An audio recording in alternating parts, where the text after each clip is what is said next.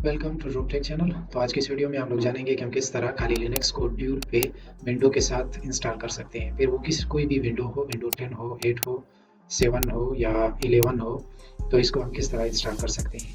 तो इसके लिए कुछ चीज़ें हमारे पास होना लाजमी है। सबसे पहले हमारे पास एक पेन ड्राइव होना चाहिए जिसके अंदर हम खाली लिनक्स को बूट करते हैं।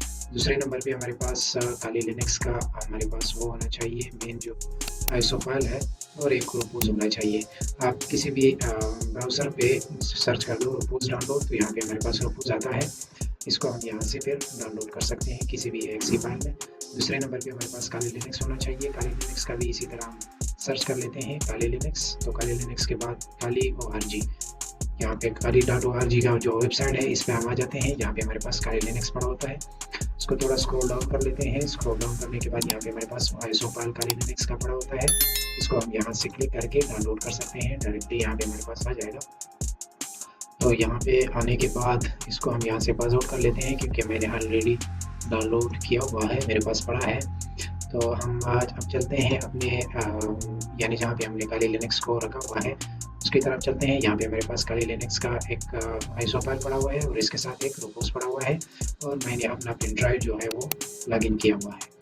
तो यहाँ पे हम रोपोस को डबल क्लिक कर लेते हैं और जिस तरह हम विंडो को बूट कराते हैं इसी तरह होता है। तो यहाँ पे हमारे पास इसको यस कर लेते हैं। मेरा रोपोस जो है वो थोड़ा पुराना है इस वजह से। अब यहाँ पे आ गया है कि काली लिनक्स में रोपोस ने ये मेरे जो पेन ड्राइव है डिटेक्ट किया है, 32 GB है। इसके साथ यहाँ पे हम सेलेक्ट कर लेते हैं। सेलेक्ट पर क्लिक करने के बाद यहाँ पे मेरे पास जो काली लिनक्स जो पड़ा हुआ है इस पर हम क्लिक कर लेते हैं और इसको यहाँ पे इंसर्ट कर लेते हैं। इंसर्ट करने के बाद यहाँ पे हमारे पास थोड़ा एक दो सेटिंग और भी है। यहाँ पे मेरे पास काली लिनक्स इसके अंदर आ गया। अब यहाँ पे एक MBR है, एक GPT है। तो MBR और GPT को हमने देख लेना है कि क्या करना है। यहाँ पे सबसे पहले हम यहाँ स्टार्ट मेन्यू पर हम क्लिक कर लेते हैं, right click. Okay, right click करने के बाद यहाँ पे हमारे पास है disk manager. Okay, disk manager में हमने देखना है कि हमारे डिस्क जो है वो MBR में है या GPT में है। अगर GPT में है तो हमें वहाँ पे GPT रखना है, अगर MBR में है तो MBR रखना है। यहाँ पे आने के बाद डिस्क का जो जीरो डिस्क है इस पे राइट क्लिक करके प्रॉपर्टीज पे क्लिक कर देना है। प्रॉपर्टीज पे क्लिक करने के बाद यहाँ पे वॉल्यूम है, वॉल्यूम पे हम क्लिक कर लेते हैं। यहाँ पे जो हमारे डिस्क है वो GPT फाइल में है। ओके, तो हमने वहाँ पे रोपोज में भी हमने क्या कर देना है, GPT सेलेक्ट कर देना है। तो यहाँ पे हमारे पास आ जाता है, इसको हम यहाँ पे हमने क्या सेलेक्ट कर देना है, GPT सेलेक्ट कर देना है। ओके, तो मैंने GPT सेलेक्ट कर दी। इसके बाद यहाँ पे हमारे पास और कोई खास सेटिंग नहीं है। इसको हम स्टार्ट कर लेते हैं।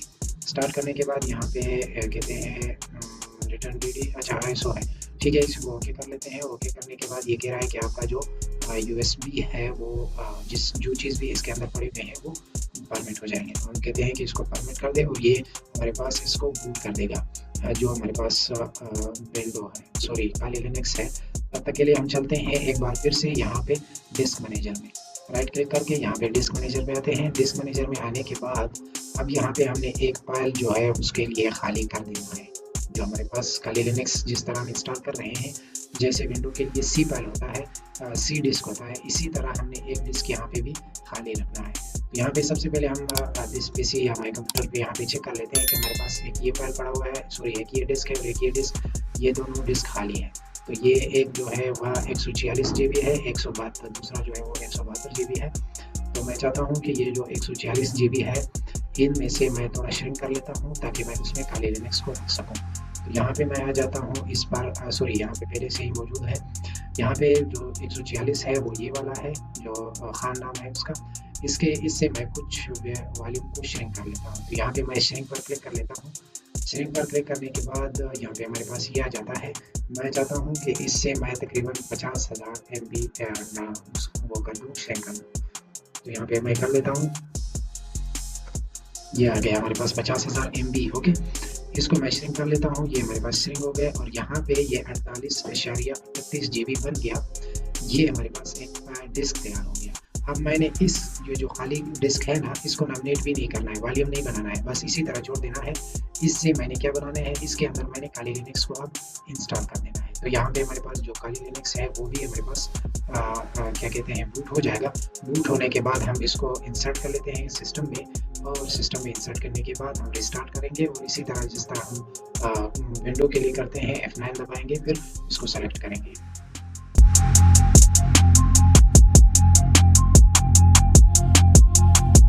ये हमारे पास जो काली लिनक्स है ये यूएसबी में बूट हो चुकी है।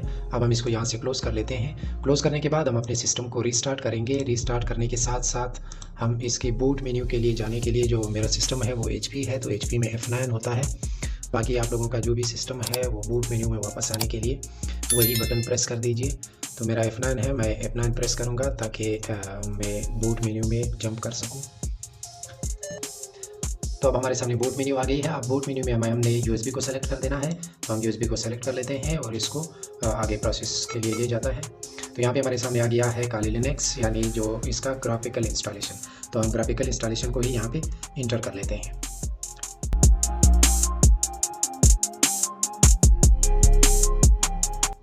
तो अब हमारे सामने आ गया है लैंग्वेज। अब हमने लैंग्वेज को सेलेक्ट कर देना है, तो हम इंग्लिश को ही बाय डिफ़ॉल्ट रख लेते हैं और इसके बाद कंटिन्यू कर लेते हैं। कंटिन्यू करने के बाद यहाँ पे हमने लोकेशन दे देना है, लेकिन मैं पाकिस्तान से हूँ, अलबत्ता पाकिस्तान है नहीं इसमें, तो मैंने इंडिया को सेलेक्ट किया और इंडिया को सेलेक्ट करने के बाद इसको मैं आगे कंटिन्यू कर लेता हूँ।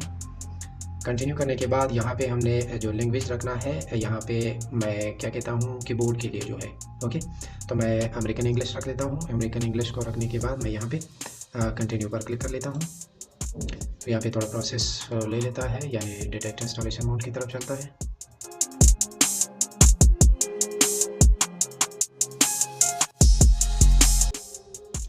अब हमने यहाँ पे क्या कर देना है, यहाँ पे हमारे पास जो यहाँ पे कह रहे हैं कि आपका जो इंटरनेट कनेक्शन है वो इसके साथ कनेक्ट कर दे, लेकिन मैं फ़िलहाल के लिए इसको यहाँ पे कनेक्ट नहीं करना चाहता। यहाँ पे नो पर हम क्लिक कर लेते हैं और इसके बाद यहाँ से कंटिन्यू कर लेते हैं। यहाँ पे फिर भी नो पर सेलेक्टेड है, इसी को हम आगे कंटिन्यू करते हैं। यहाँ पे भी कह रहा है कि जो आपका नेटवर्क है इसको यहाँ पे कनेक्ट करा दो, लेकिन मैं फ़िलहाल के लिए कनेक्ट नहीं कराना चाहता। बाद में फिर इसको मैनुअली हम इसको साथ कनेक्ट करेंगे।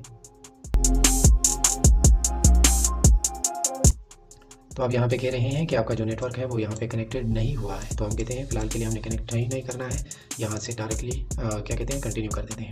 यहाँ पे मैं लास्ट वाले जो do not configure the network at this time, okay, इसको सेलेक्ट करके आगे कंटिन्यू कर लेता हूँ। ओके, यहाँ पे बाय डिफ़ॉल्ट उसका नाम आया हुआ है काली, तो मैं ये जो हॉटमेल नेम है, ओके, इसको मैं इसी तरह रख लेता हूँ और इसको कंटिन्यू कर लेता हूँ। कंटिन्यू करने के बाद यहाँ पे कह रहे हैं कि आप फुल नेम दे दें, तो यहाँ पे मैं अपने चैनल का नाम दे देता हूँ। ओके, मैंने अपने चैनल का नाम यहाँ पे दे दिया। अब इसको कंटिन्यू कर लेता हूँ। कंटिन्यू करने के बाद यहाँ पे मेरा यूज़र नेम जो है वो डायरेक्टली यहाँ पे ये आ जाएगा, जो तो मैं कहता हूँ यही सही है। तो इसके बाद मैं इसको आगे क्या कर लेता हूँ, कंटिन्यू कर लेता हूँ। कंटिन्यू करने के बाद अब मैं हमारे सामने 2 पासवर्ड आ जाते हैं, 1 से यानी 5 अल्फ़ाबेट का या 5 नंबर्स का हम एक पासवर्ड दे देते हैं। जब हम रिस्टार्ट करेंगे यानी बूट करते वक्त फिर हम ये पासवर्ड लगा के इसके अंदर इंटर हो जाते हैं, जैसे विंडो कॉम देते हैं नॉर्मली। बस ये मैंने पासवर्ड दे दिया, इसको आगे कंटिन्यू कर लेते हैं। कंटिन्यू करने के बाद ये एड्रेस को डिटेक्ट करेगा, फिर थोड़ा प्रोसेस यहाँ पे भी ले सकता है, थोड़ा टाइम आई थिंक लेगा। अब यहाँ पे आ गया है। यहाँ पे आप थोड़े देखना होगा और से यहाँ पे हमने जो है लास्ट वाला मैनुअल जो हमने इंस्टॉलेशन करनी है इसको सेलेक्ट कर लेते हैं। इसके बाद यहाँ से कंटिन्यू पर क्लिक कर लेते हैं। तो अब हमारे सामने आ गए हैं पार्टीशन। अब इन पार्टीशन में हमने वही पार्टीशन देखना है जो फ्री स्पेस का हमने बनाया था वीडियो के फर्स्ट टाइम मैंने जो बताया था 50,000 MB का, यानी वो 50 GB बनता है। ओके, GB वहाँ पे मैंने MB रखा था, तो यहाँ पे GB बना हुआ है। वो पार्टीशन मेरे पास ये है फ्री स्पेस वाला, यानी 52.4 GB बना हुआ है।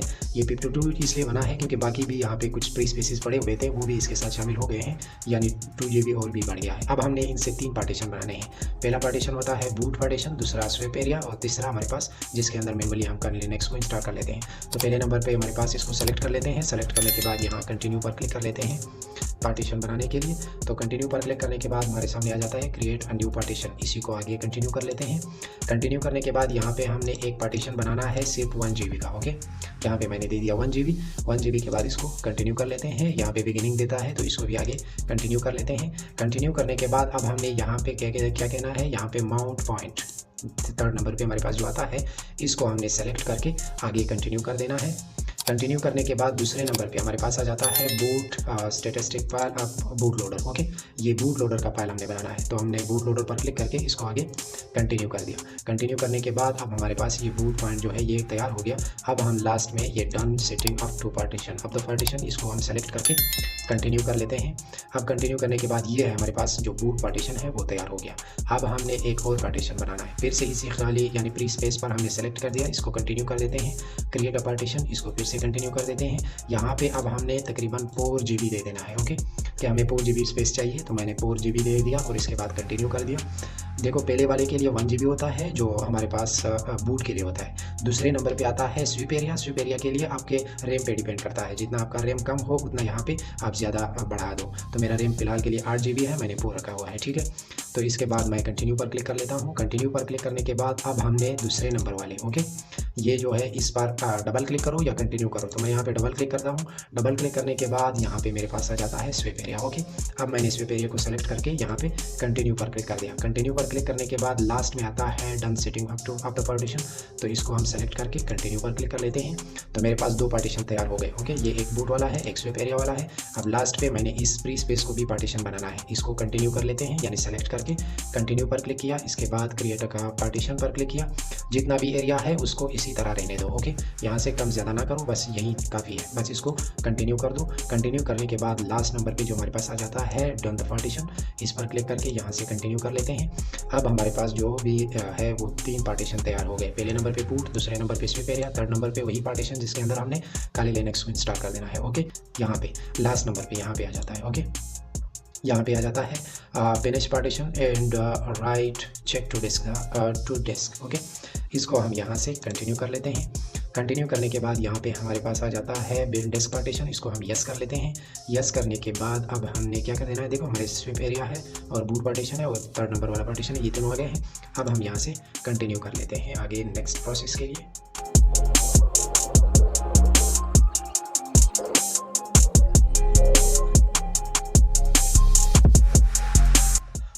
तो अब हमारे सामने आ जाते हैं सॉफ्टवेयर।